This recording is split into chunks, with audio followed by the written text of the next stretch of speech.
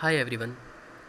If you are an experienced developer trying to transition into .NET Core or a new developer want to learn things in a bit deep but finding the architecture confusing, you are not alone and this playlist is for you. Before we look at the very first line of code, let's pause and ask what does a modern .NET Core web application actually needs? Here I have listed 5 very important items which almost every .NET Core application would need. The first one is hosting environment. Your application needs a host process to run in, something that knows how to listen for incoming HTTP requests, manage the web, and gracefully shut down when required. Almost always you'll need read settings, connection strings, API keys, etc. from JSON files or environment variables, command line arguments, or other sources. Then we have dependency injection. To keep your code clean and testable, you'll register services so that controllers and other components can simply ask for an interface and get the implementation. Almost every sensible .NET Core application would need this logging functionality, and you will need a consistent way to capture the diagnostic messages, whether you are in development or production environment. Middleware pipeline. A modern web app typically processes requests through a sequence of middlewares, so you need a straightforward way to wire these up in the correct order. Traditional setup challenges. Traditionally, setting up all these concerns meant writing a lot of boilerplate code. Initialize the server, read the configuration files, build up a service container, plug in logging providers, and wire up middlewares. It was easy to miss something or introduce fragile code. That's exactly why .NET Core has introduced the concept of host and host builder. A host is the environment in which your application runs. It is responsible for managing dependencies, handling configuration settings, and controlling the overall application lifecycle from startup to shutdown. You can think of the host as a fully prepared house. Your application lives inside it and uses the systems that the host provides, like configurations, logging, and the services. To build up this host, we use a host builder. The host builder is like an architect. It sets up the services, configurations, logging, and anything else that the app needs. Once everything is ready, it builds the host. Now let's create a new project and analyze the first line of code in there. For simplicity, I will be using ASP.NET Core Web API. The entry point of your application is this program.cs file, and at the very first line you will see we are creating a builder, okay, and this builder is web application host builder. If I hover over it, you can see its return type is web application. Let's go inside this create builder and see what's actually happening under the hood. This create builder is returning the web application builder, and it is a sealed class which is implementing iHost application builder. In the web application builder, we will check all the public methods which will be accessible to us and understand the functionality and the purpose of each. And this. Let's have a quick look on these public methods. The first one is environment. This gives access to current hosting environment. Then we have services. It is the collection of services used for dependency injection. Configurations. It gives us access to the configuration sources like app settings, files, environment variables, etc. Logging is used to configure logging providers. Metrics allows enabling and configuring metrics, mostly used in observability setups. We will discuss these later on. Then we have web host, used to configure the web specific properties, and then the host, used to configure host level properties that are not web specific. It may sound like a bit abstract to us right now, but we will discuss each one of these methods in depth. Let's focus on builder.Environment first, which returns an instance of iWebHost environment. This interface extends iHost environment, meaning it contains all the properties from iHost environment plus two more that are web specific, the WebRootPath and WebRootFileProvider. From iHost environment we get environment name, application name, content root path and content root file provider. Let's quickly understand each of these. Environment name is the name of the environment in which the app is running, usually development, staging or production.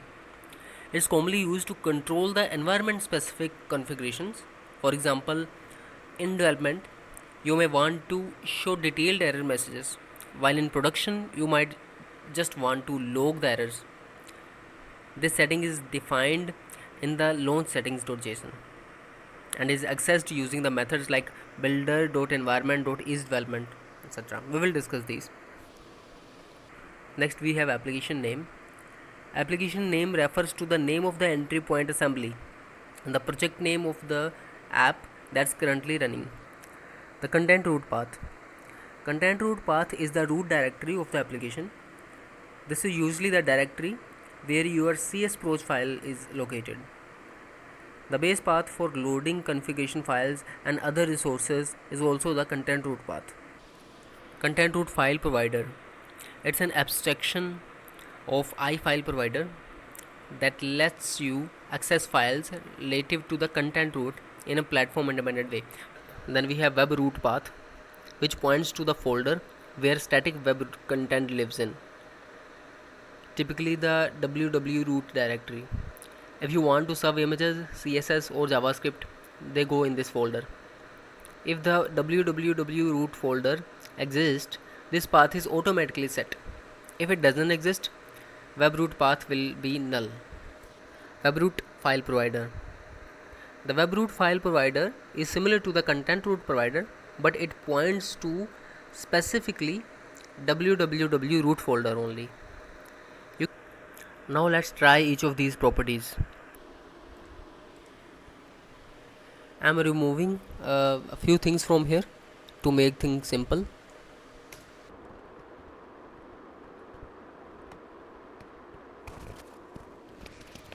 Now when I start it, we will see what we are actually getting from this environment variable.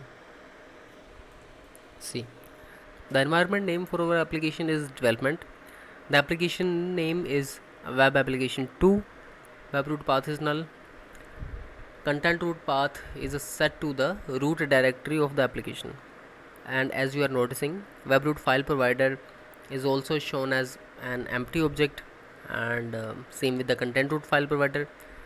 Actually, these two are not serialized, that's why they are not visible here, but they are basically the instances of iFileProvider. Let's start with builder.Environment.EnvironmentName. Is the name of the environment you are running in. Its common values are development, staging or production. It's used for common environment specific configurations. .NET Core also provides built-in methods which will tell you what is the environment we are running in. So for example, you can use it like this.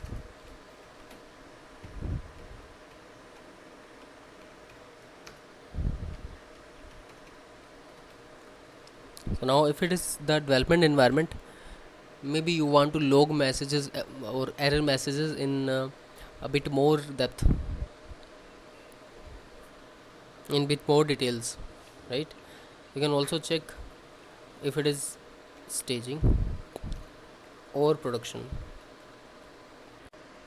The name of the environment can be set in ASP.NET Core underscore environment property, which is generally in launch settings.json.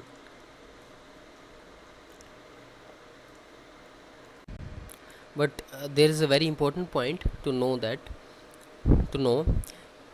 if you want to use these methods like it is production or is development, your environment name should be only names: development, staging and production. If you name your environment anything else other than these, then you will not be able to use these methods.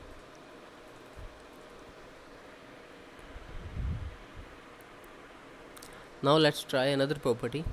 which is application name.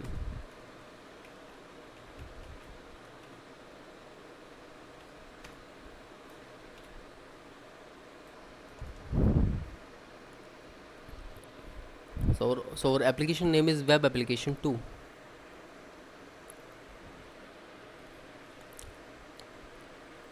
Basically the name of the entry point assembly. And even if your solution have multiple projects, there will be only one project whose main method would be running at a time. Okay, then now let's see what is the content root path.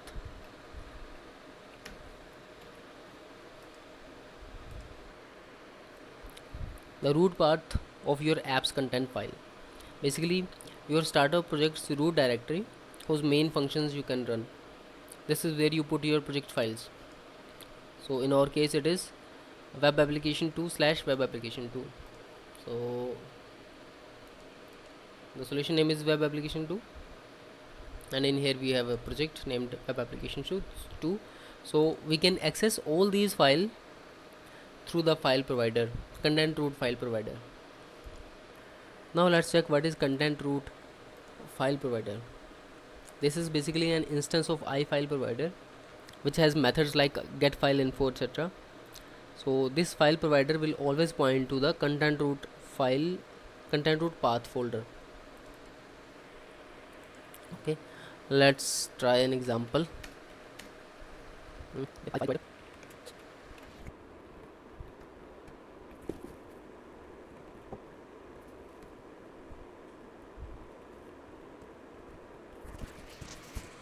And in the get file info we need to provide the file which we want to check. Let's add our weather forecast.cs file from our content root directory, and ready.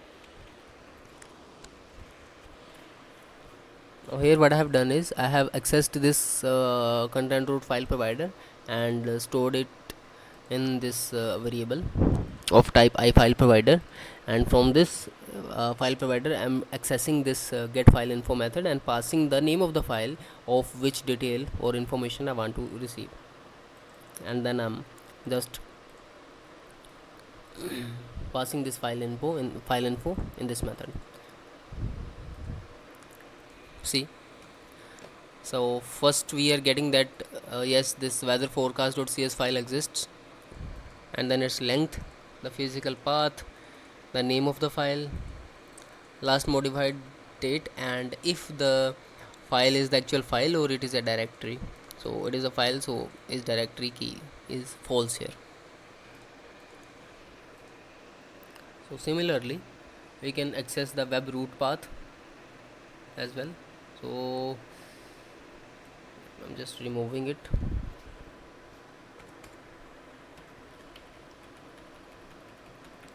Now let's check what is web root path.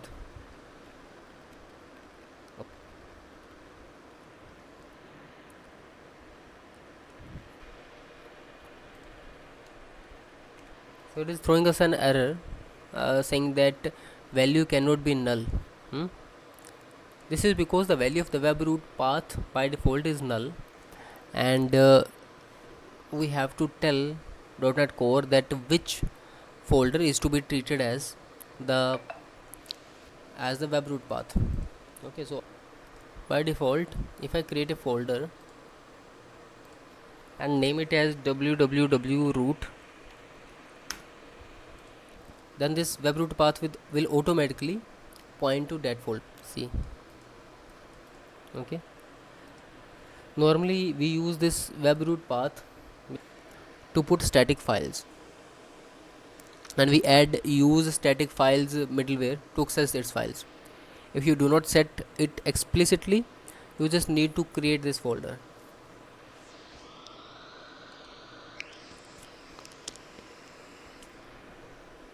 Now let's try to use the web root file provider. Similar to content root file provider, as it gave us the information of the files which existed in the our main directory, the web root file provider will give us details of the files which exist in www root folder. Okay, let me just add a file in this.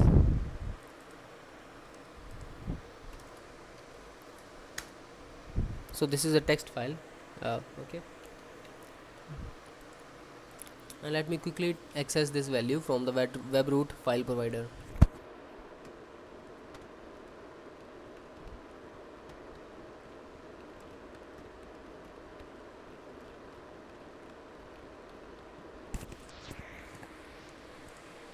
Now let's see, and it is saying that file exists and its length is 0 because the file was empty, and its path is this. Okay, same as what we saw in the content root file provider. So now we have discussed environment name, application name, content root path, content root file provider, web root path, and web root file provider. Basically almost everything what this environment property would be giving us. In the next lecture we will discuss builder.services. Thank you very much.